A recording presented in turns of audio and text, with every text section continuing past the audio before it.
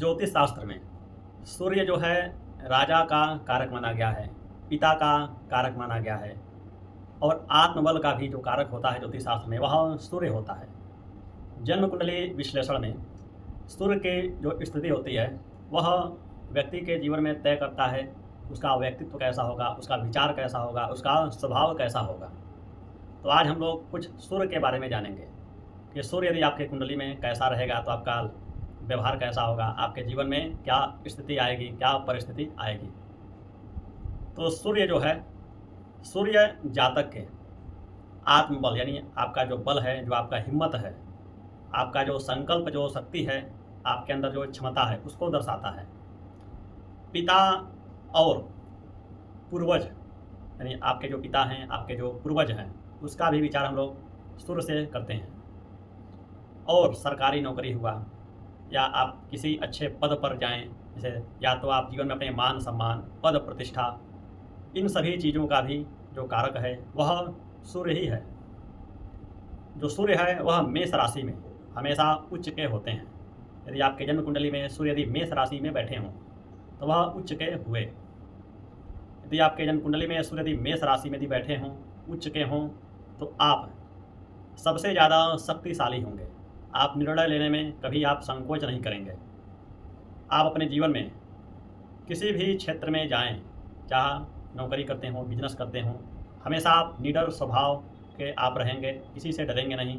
आप हमेशा सोचेंगे कि अगला जो आदमी है हमेशा हमारे अंदर में ही काम करे।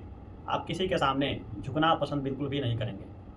और मान लीजिए आप नौकरी नहीं करते हों, आप घर में रहते हों, तब भी आप हमेशा आप स्वाभिमान को लेकर ज़्यादा चलेंगे। किसी के सामने आप झुकना बिल्कुल पसंद नहीं करेंगे। आपके अंदर ईगो ज़्यादा रहेगा, आपके अंदर थोड़ा घमंड ज़्यादा रहेगा।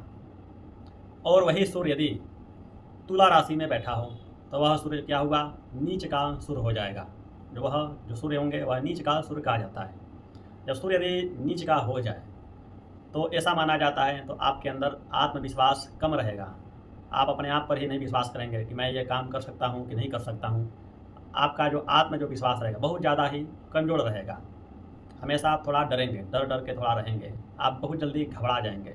कोई कार्य करने जाएंगे तो आप ज़्यादा घबराहट आपके अंदर ज़्यादा आएगी। आप हमेशा परेशान होंगे। और यदि सूर्य यदि सिंह राशि में बैठा यानी अपनी स्वराशि में ही बैठा हो, जो सूर्य का जो राशि है वह सिंह राशि है, और वहीं पर यदि सूर्य बैठ गया हो जन्म कुंडली में, तो आप हमेशा निडर स्वभाव के रहेंगे। सिंह यानी शेर के जैसे रहेंगे। आप डरेंगे बिल्कुल भी नहीं। हमेशा चाहे कोई भी परिस्थिति आ जाए, आप हमेशा उसका सामना करने के लिए हमेशा आप तैयार रहेंगे। आप डरेंगे नहीं और आप तेजस्वी होंगे। आपका आत्मबल भी आप मजबूत रहेगा।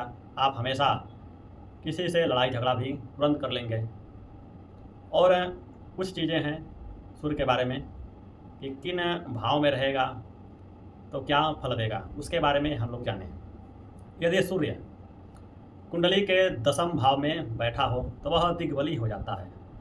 तो ऐसे जो जातक रहेंगे जिसके कुंडली में यह सूर्य यदि 10वें भाव में बैठा हो, तो ऐसे लोग अपने जीवन में ऐसे लोग खासकर उच्च पद पर जाते हैं। या तो मान सम्मान पाएंगे, किसी उच्च अधिकारी हो जाएंगे, या उच्च पद पर कोई नौकरी करेंगे, या अच्छे बिजनेस भी कर सकते हैं। और सूर्य यदि मान लीजिए प्रथम भाव में बैठा हो तो ऐसा जो व्यक्ति रहेगा वह बहुत ज़्यादा प्रभावशाली रहेगा। ये लोग हमेशा आकर्षक होंगे। ये लोग हमेशा अच्छे से खाना, अच्छे से रहना और किसी से डरना बिल्कुल भी नहीं जानते हैं। ये लोग हमेशा हर एक चीज़ परफेक्ट यानी हमेशा अपना लाइफ जो स्टाइल रहेगा हमेशा अच्छे से जिएंगे। और ये लोग अपने जीवन में मान सम्मान भी पाते हैं, पद प्रतिष्ठा भी पाते हैं। लेकिन इनका जो स्वभाव रहेगा थोड़ा क्रोध भरा रहेगा। इन लोग को ज़्यादा जल्दी गुस्सा आएगा। ये लोग छोटी छोटी बात पर बहुत ज़्यादा गुस्सा हो जाएंगे। इन लोगों का गुस्सा भी बहुत ज़्यादा खतरनाक भी होता है। और यदि सूर्य यदि जन्म कुंडली के 6वें भाव में बैठा हो या तो 11वें भाव में बैठा हो, तो ऐसे लोग अपने शत्रुओं पर, इनका जो शत्रु रहेगा उस पर ये लोग विजय पाते हैं, यानी उनको परास्त कर देते हैं। ये लोग डरेंगे नहीं। जो भी शत्रु रहेगा, जो भी विपक्षी रहेगा, उस पर ये लोग विजय पा जाते हैं। ये लोग लड़ाई झगड़ा करके, चाहे जैसे भी करके, साम दाम दंड भेद, किसी भी तरह से ये लोग उस पर विजय निश्चित ही पा जाते हैं। सूर्य के कमज़ोर होने का कुछ लक्षण भी होते हैं। तो लक्षण वह क्या है, तो आइए हम जानें। तो यदि आपके हड्डियों में दर्द रहता हो, हड्डियों में यदि समस्या रहता हो, आँखों में चश्मा लग गया हो, जैसे कि मान लीजिए यदि दूसरे स्थान में सूर्य बैठ गया, दूसरे स्थान से हम लोग नेत्र का भी विचार करते हैं, धन का भी विचार करते हैं।